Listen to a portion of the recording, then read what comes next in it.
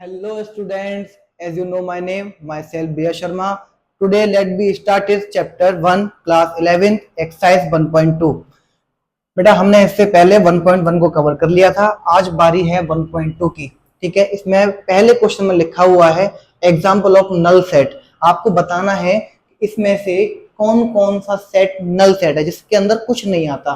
पहला कह रहा है set of odd natural number divisible by 2। आप मुझे बताओ ऑड नंबर क्या 2 होता है? होता ही नहीं है।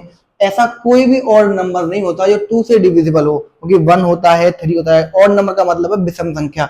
ऐसी कोई विषम संख्या है आपके पास में जो 2 से डिविजिबल होती है? नहीं होती। तो बेटा सबसे पहले यही आपका क्या है, ये आपका नल सेट है, फर्स्ट वाला है ना। सेकंड वाला ये कह रहा है set of even prime number. आपके पास में ऐसा कोई नंबर है जो प्राइम भी होता हो और इवन भी होता हो। क्या होता हो? प्राइम भी होता हो और इवन भी होता हो। प्राइम मतलब अभाज्य और इवन मतलब सम। तो बेटा वो एक ही नंबर होता है, वो होता है 2। 2 हमारा प्राइम भी है और 2 हमारा इवन भी होता है। तो ये नल सेट नहीं है, इसमें एक एलिमेंट तो आएगा, एक अवयव आएगा। ठीक है, ये कह रहा है x is a natural number. 5 से बड़ा चाहिए, 7 से छोटा चाहिए। बेटा आपने दुनिया में ऐसा कोई नंबर देखा है जो 5 से बड़ा होता हो और 5 से बड़ा चाहिए और 7 से भी बड़ा चाहिए? सॉरी, हाँ, 7 से बड़ा भी चाहिए। 5 से बड़ा हो और 7 से बड़ा हो, ऐसा कोई नंबर जो 5 से बड़ा हो और 7 से भी बड़ा हो? बेटा इन दोनों के बीच में 6 आता है। 6 सिर्फ किससे बड़ा है? 5 से बड़ा है। ये शायद क्वेश्चन मुझे ऐसा लग रहा है, एक मिनट को मैं क्वेश्चन चेक कर लेता हूं बेटा।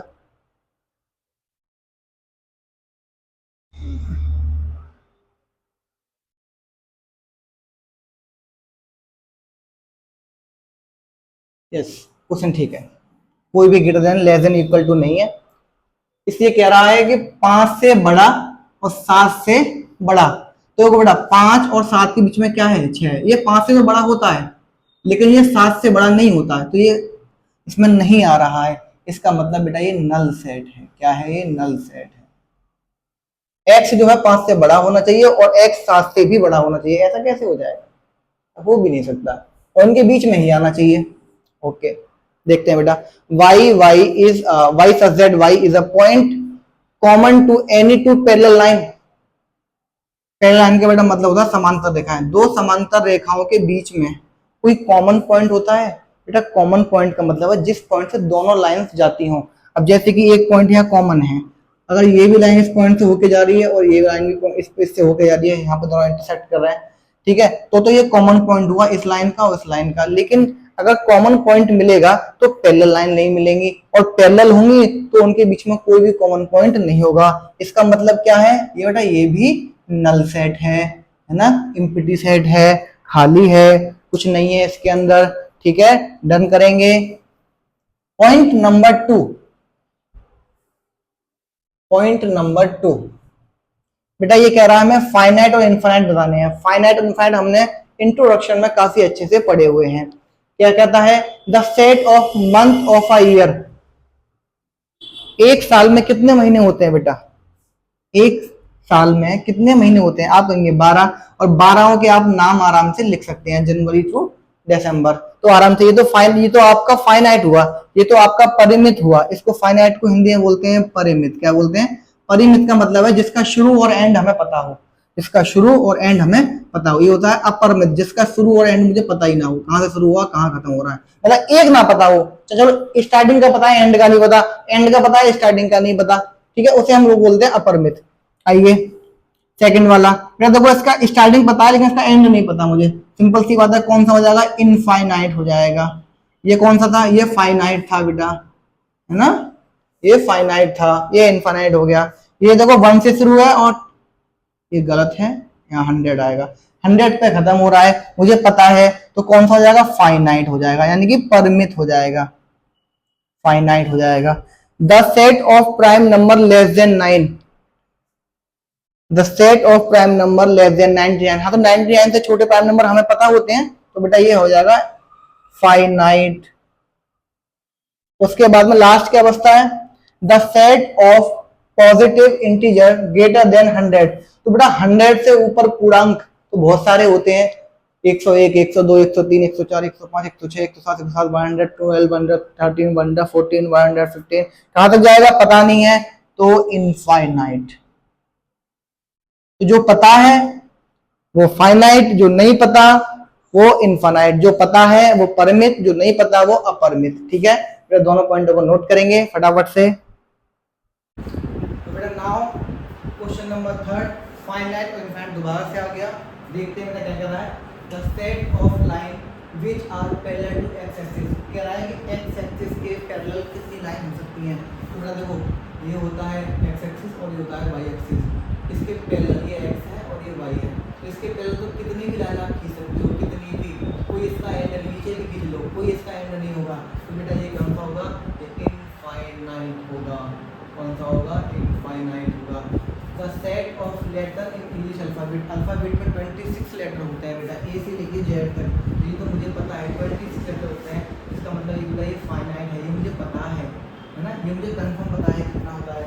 The set of number which are multiple of 5, 5 के मल्टीपल कितने हो सकते हैं, अनंत हो सकते हैं, 5, 10, 15, 20, 25, 30, ऐसे बहुत होते हैं। तो बेटा ये क्या जाएगा, ये इनफाइनाइट जाएगा। क्या जाएगा, इनफाइनाइट। एक बार मेरे करने से पहले आप लोग एक बार कोशिश करके देखा करें, है ना। The set of animal living on earth, earth पे कितने एनिमल रहते हैं ये आप बेटा बता सकते हैं। अब आप में से बहुत से बच्चे बोलेंगे यस सर हम बता सकते हैं, कुछ लोग बोलेंगे आपको बोलेंगे कि नहीं ये इनफाइनाइट आएगा। नहीं बेटा ये फाइनाइट है।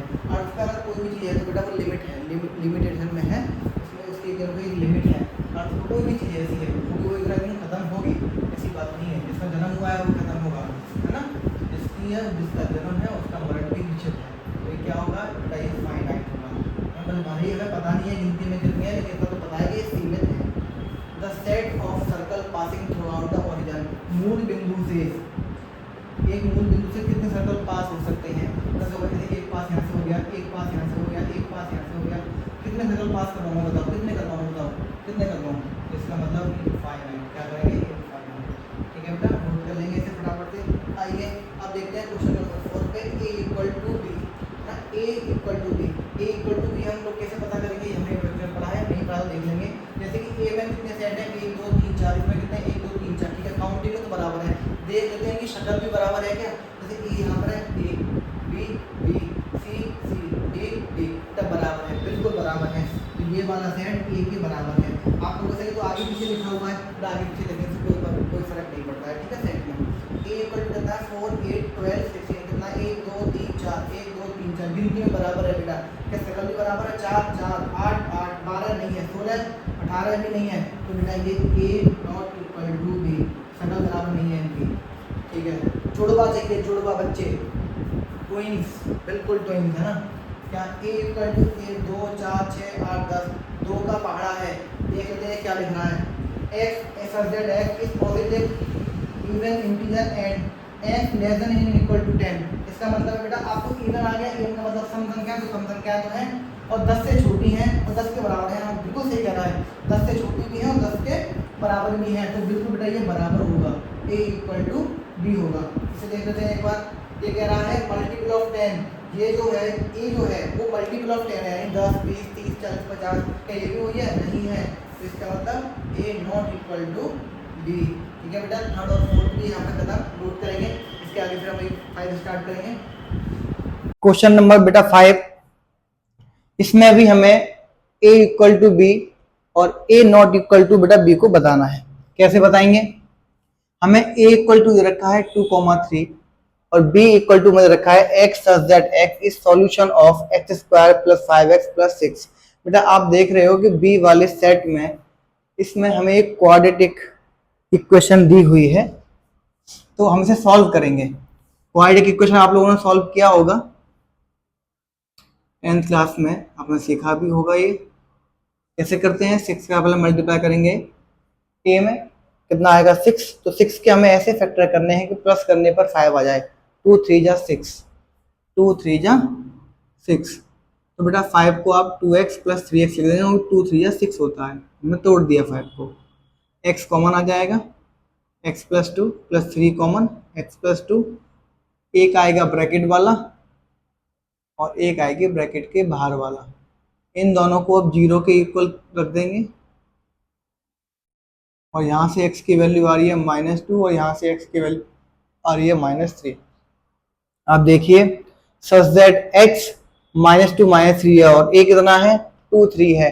आप समझ रहे हो, a इक्वल टू है 2 3, b इक्वल टू कितना आया -2 -3, तो ये का इक्वल है क्या है? It's not equal, right, it's not equal. Second वाले पाएंगे a equal to letter the word of wolf. बेटा वॉल्फ को इस सेट में दिया है, इसको सेट में लिखेंगे तो ये सीधा बनेगा सेम टू सेम, बिल्कुल सेम है, बराबर है। जब हम वॉल्फ को सेट में लिखेंगे ए को, ये आपकी सेट बिल्डर फॉर्म दे रखी है, जब हम इसे रोस्टर फॉर्म में लिखेंगे तो ये ऐसे तो लिखा जाएगा कॉमा लगा के, सेट को हम कॉमा लगा के जो लिखते हैं बेटा, इतना हो जाएगा। उसके बाद में क्वेश्चन नंबर 6 क्या करा है, इसमें भी मुझे इक्वल सेट बताना है। मेरे पास में कई सारे सेट दे रखे हैं, बहुत सारे सेट दे रखे हैं, मुझे इनमें से बताना है कौन कौन से सेट इक्वल है, कौन कौन से नहीं है। जैसे कि अब ये वाली सेट देखिए 2 4 8 12, ये बेटा कहीं और दिख रहा है क्या आपको? इस पूरे में कहीं भी दिख रहा हो आपको? ये पूरे में बेटा कहीं नहीं है, तो ए किसी के इक्वल नहीं है। उसके बाद में आप बी को देखिए 1 2 3 4 और ये रहा 3 4 1 2, आगे पीछे है लेकिन सेम है, यानी कि मैं कह सकता हूँ मुझे पहला सेट मिल गया B equal to D. Set में आगे पीछे से कोई फर्क नहीं पड़ता है, बी इक्वल टू डी। उसके बाद में बेटा हम देखेंगे ई जो है ई वो जी के बराबर है, -1 सेम है, तो हमारा ई जो है वो जी के इक्वल है। कुछ और भी इक्वल है क्या बेटा? कोई और सेट इसमें इक्वल नहीं है, सिर्फ 2 ही सेट इसमें इक्वल हैं।